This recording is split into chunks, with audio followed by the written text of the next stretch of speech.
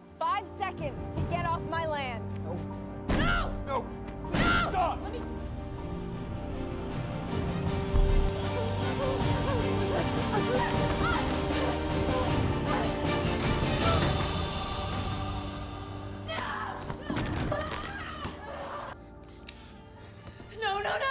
The story begins with a phone call between two siblings, Joseph and Sydney. These two are not just regular siblings, they are partners in crime. During the call, Sydney tells her brother that she won't be able to stay away from home for long. She explains that she must return in exactly 2 weeks because her young daughter Steph needs her. He promises that it will only be 2 weeks, nothing more. The very next day, Sydney and Joseph meet at the diner. It's located in a quiet small town where not many people go. The place is calm with only a few customers inside. The two siblings sit together in a booth near the window. They don't smile, their faces are serious, eyes focused. They've just stolen $7 million, and the pressure is heavy. Joseph carries the money inside a large black bag, which he keeps close to his side. As they sit across from each other, they begin talking about what they should do next. Sydney explains that she needs her share of the money. She's in deep financial trouble and has many debts she must pay off. More than that, she wants to change her life. She feels guilty for not being the kind of mother her daughter deserves. With her part of the money, she wants to give Steph a better life and a future with more hope and love. But just as their conversation begins to deepen, something shocking happens. A loud sound breaks through the silence, a police siren. Without wasting any time, they grab their things and run out through the back door. They rush into the nearby forest, hoping to stay out of sight. They take off their clothes and change into different outfits they brought along. Their old clothes are thrown into a nearby swamp so no one can find them. Joseph then tells Sydney about a woman he once knew. She told him about an old forgotten country house far away from the city. She had said he could use it anytime he needed a safe place. Now, that place may be their only hope. They walk for hours through fields and woods until they finally come across a huge cornfield. The stalks are tall and golden, almost blocking the sun. As they slowly move through the field, a sudden noise shocks them gunshots. The sound comes from a short distance away. They stop for a second, hearts beating fast. Then they keep going carefully until they finally see the house. But they are not alone. Outside the house, there's a car parked and 3 men are standing around it. They are laughing and drinking, shooting rifles at glass bottles for fun. Sydney steps forward with confidence. She lifts her shotgun and points it at them, trying to scare them away. But the men don't take her seriously, they keep laughing. Then Joseph appears from the other side of the yard, holding his own weapon. Now the men are surrounded. They drop everything and run away quickly. They step inside the house. It's empty but dirty, filled with dust, spider webs, and broken furniture. No one has lived there in years. Joseph looks around and notices a large, old-style clock standing near one wall. It looks like something from the past. As they explore the house, another sound creeps in from the distance, more police sirens. They are getting closer. Sydney thinks they should leave again, but Joseph stops her. He points to a small wooden door that leads to a pantry. Joseph rushes to the big clock and begins turning its hands in a certain pattern. Sydney, now trusting her brother, does the same with smaller clocks around the house. After a few moments, all the clocks start to chime together, making a loud, echoing sound.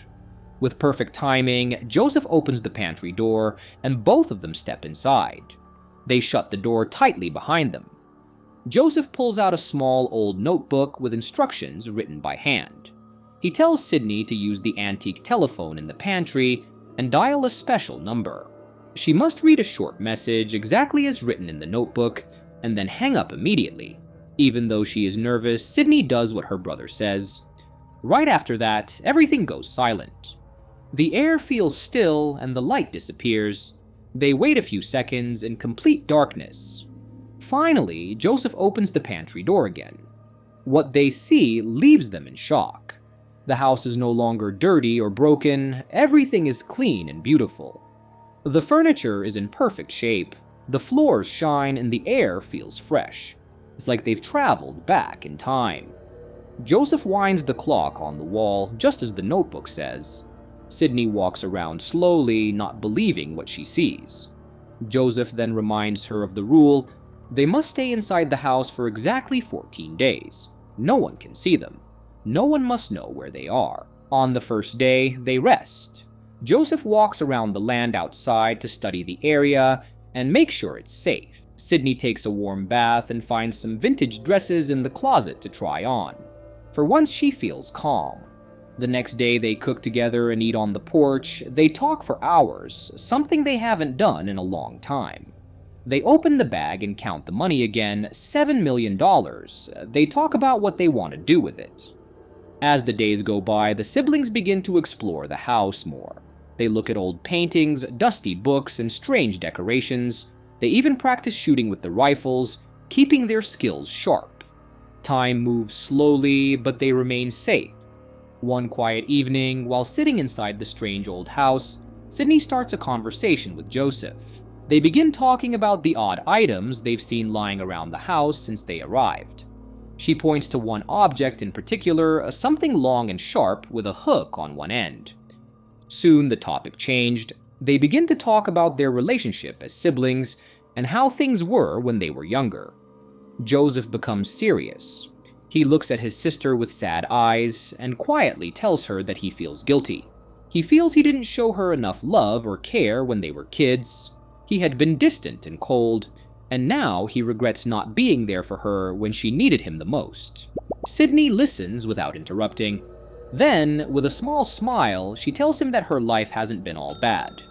She reminds him that she is a mother, and that means something. Raising a child gave her a reason to keep going, and for that, she is proud of herself. Still, Joseph promises her he will do his best to make up for everything he did wrong in the past.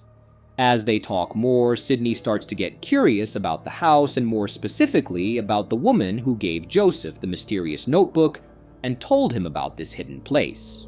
She asks him who the woman is and how she knows so much, but Joseph doesn't have clear answers. He explains that he met the woman once and she gave him the notebook because she felt sorry for him. She told him that he might need a place to hide one day. That was it. He doesn't know her name or how she knew about the house. He also has no idea how the place works, or why it seems to exist outside of normal time. Their talk brings back old memories. They start to remember their parents. Sydney remembers their mother as kind, gentle, and full of music. She used to play the piano in the evenings. Sydney hums the tune of a melody their mother often played. She hears the same song coming from an old stereo in the corner of the room. Even though she doesn't know the name of the song, the sound brings tears to her eyes. Joseph remembers their father as quiet, strict, but always working hard. For a few minutes, they sit in silence, each lost in thought. Suddenly, Sydney turns to Joseph and begs him. She says she can't take it anymore and wants to go back to her daughter. The final day of their planned 2-week stay arrives. It's time for them to leave the house. Sydney starts cleaning the rooms while Joseph collects their belongings and burns any trash so nothing is left behind. When everything is ready, they walk to the pantry where they first entered the house, but something is wrong. The door to the pantry is no longer normal. It has been sealed shut with thick wooden boards. On one of the planks, words are carved in deep, messy writing. The message tells them to go to an old mill nearby. Fear rises in both of them. Sydney panics. She runs out of the house, heading toward the direction of the mill, her heart racing. Joseph follows quickly and catches up to her. Together, they make their way to the mill and begin to explore the inside. In the dark basement, they find rows of wooden church pews covered in dust. Suddenly, their flashlight reveals a horrifying sight: a dead, decaying body lying nearby. Next to it is a message carved into the wall. It says they are trapped in a time loop. Under the warning, there's an invitation. It says that if they understand the rules and agree to follow them, they must sign their names. Sydney refuses to sign. She screams and runs out in fear, desperate to leave this strange and terrifying place, but as she runs into the field, her body begins to weaken. She drops to her knees, throws up blood, and gasps for air. It feels like something inside her is shutting down. Joseph rushes to her and drags her back to the house. Once inside, her body slowly starts to recover. She lies down, exhausted and terrified, crying harder than she has in a long time. Her heart aches for her daughter, and she feels like she is losing her mind. Joseph then tells her something shocking: the body they saw in the mill. He believes it's the same woman who gave him the notebook. He recognized a special symbol from a clock that once belonged to her family. That means she might have been trapped in the same situation they are now. They realize something terrible. They covered their tracks too well. No one knows where they are. With no other choice left, Joseph signs the message. Immediately after, a metal safe appears right in front of them. Joseph remembers the notebook and finds a number combination written inside. He uses it to unlock the safe.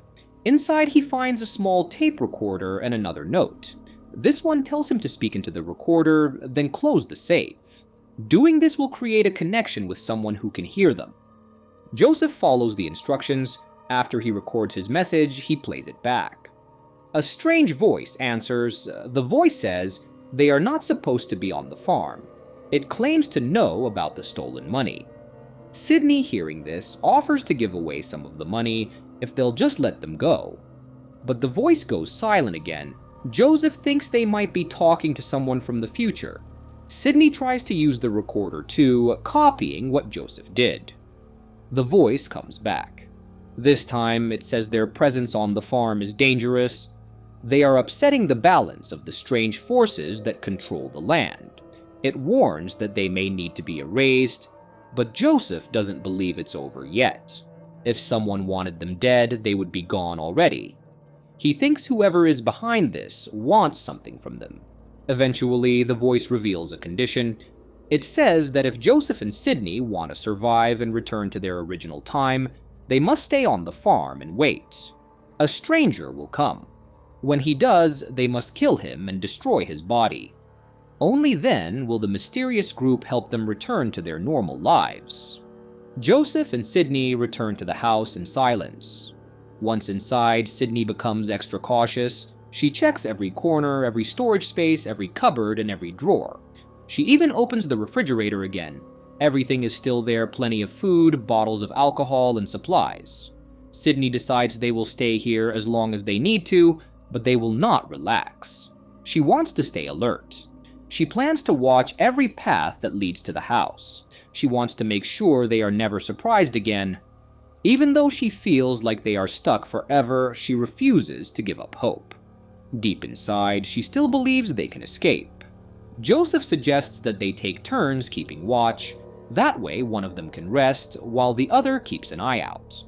Sydney agrees. She pours out the alcohol, saying it will only slow them down. Together, they hide their weapons. Some are buried in the yard, and others are hidden in the mill.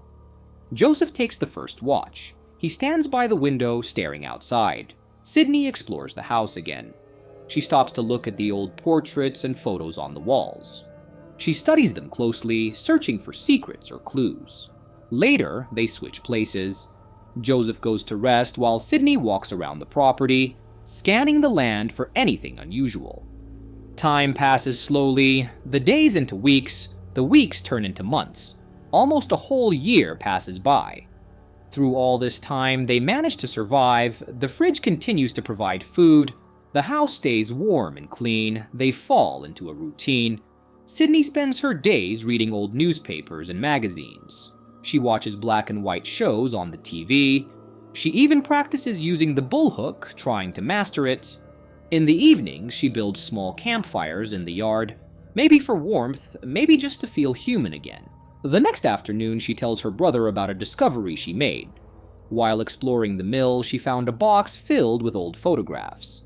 These pictures help her figure out something strange. The portraits displayed in the house's foyer are not of the original owners of the farm. This revelation leads her to study the history of the place more deeply. She notices that all the records she finds stop at a specific point in time around the Korean War in 1955. After that, there is no evidence that anyone lived on the property. The last known person was a naval officer who, according to a note, died in the house after falling down the stairs. Sydney starts to believe that this event marked the arrival of the unknown group that now controls the place. These individuals must have used some kind of advanced technology to move or trap the house in its current condition. They made it their own, adding modern features like electricity, heating, and a working television. For some reason, they let time pass in silence, and when Sydney and Joseph entered, they became stuck. Even though she has discovered more pieces of the mystery, the biggest questions remain unanswered. Joseph becomes angry and emotional, he starts blaming himself, and even considers blaming their parents. He believes that the ones responsible for trapping them do not care about them at all. In his eyes, they are only doing this because they have the power to. He loses hope, thinking that no one ever visits this place unless they are meant to. That means they will never leave. All that is left for them is a slow, painful end. Tension builds between the siblings. Joseph becomes upset because he thinks Sydney no longer believes in him. He accuses her of thinking he is ready to leave her behind. Eventually, Joseph calms down and they reconcile. They go downstairs together. Sydney sits in front of the television, trying to distract herself, while Joseph takes a long look at the identical tattoos. They both have a symbol that reminds them they are family, no matter what happens. Time drags on even more slowly. Joseph attempts to reach out to the strange people who seem to be watching them. He uses the tape recorder again and again, but each time the machine plays nothing. He becomes desperate, asking for any sign that someone is listening.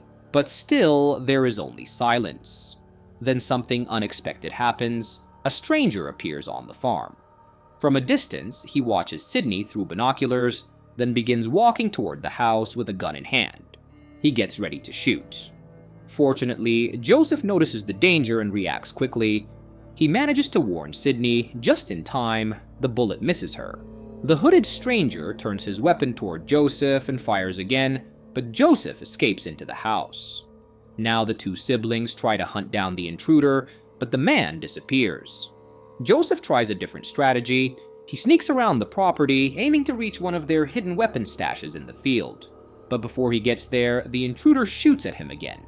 Joseph is forced to run back inside. As he reaches the house, the hooded man catches up to him. Later, Sydney hears music coming from the field, a song that belongs to their mother. She walks toward the sound and sees a figure holding a tape player. Joseph is lying at the stranger's feet. Sydney hurries into the field. An argument breaks out, and the situation turns violent. Sydney is wounded and flees back into the house. Inside, she bandages herself and finds that the closet is sealed shut again. Furious, she tries to break down the door. Suddenly, a warning message appears on a board, telling her to stop. Right at that moment, a safe appears inside the room. Elsewhere, Joseph, now tied up and unable to move, wakes up in a church. Sydney manages to open the connection to the strangers again, insisting that she must leave with her brother. The strangers respond with a warning. If she forces the door open, they will both die.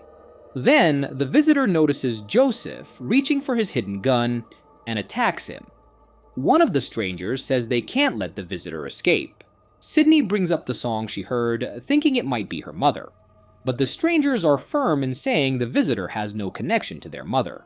The visitor, unable to speak, communicates by writing. He hands Joseph a note, telling him to convince the strangers that he and Sydney have completed their mission and killed the intruder.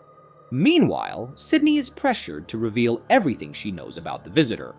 In return, the strangers promise to explain why they are so sure this person is not her mother. But then the connection ends suddenly. Back in the church, the visitor makes Joseph confirm the intruder's death using the tape recorder. Sydney receives this message and prepares to rescue her brother. The visitor tells Joseph that he is searching for the person who murdered his family. Just then, Sydney makes a sound outside and the visitor rushes out to investigate. A gunfight starts. The visitor runs off. Joseph grabs his pistol and frees himself. Sydney follows the intruder into the house. They fight and she manages to injure him. After knocking him down, she pulls off his mask to see who he is. What she finds shocks her. The stranger is her daughter, Steph, now fully grown. As Sydney tries to understand what this means, Joseph comes into the room and shoots at the intruder. The bullet hits Sydney instead, as she throws herself in front of her daughter. Sydney collapses and Joseph is left devastated, holding his dying sister. Steph escapes through the pantry, leaving the house behind. Joseph uses the tape recorder to report that the visitor is gone. He buries Sydney's body and follows the instructions he was given. He waits at the mill until he is suddenly transported to a new, unknown place. There he meets a stranger from the recordings and a woman who seems to be in charge. They demand answers about the visitor's identity, but Joseph can't give them anything useful. They tell him that he and Sydney broke the rules and will now be erased. Joseph pleads with them, full of regret and sorrow. He asks for one final chance to change what happened. The strangers agree. They send him back in time to the first day at the cafe. This time, Joseph tells Sydney the truth he has lived this cycle over and over. Each time ends with her accidental death, and nothing he tries can stop it. He says the only way to break the cycle is for her to kill him immediately, take the money, and go back to Steph. Sydney does what he says. She shoots Joseph and runs as police sirens get closer. The story ends on a strange and unsettling note. And with that, the movie ends. We hope you enjoyed our recap. Like the video and subscribe to our channel for more amazing recaps. See you in the next one.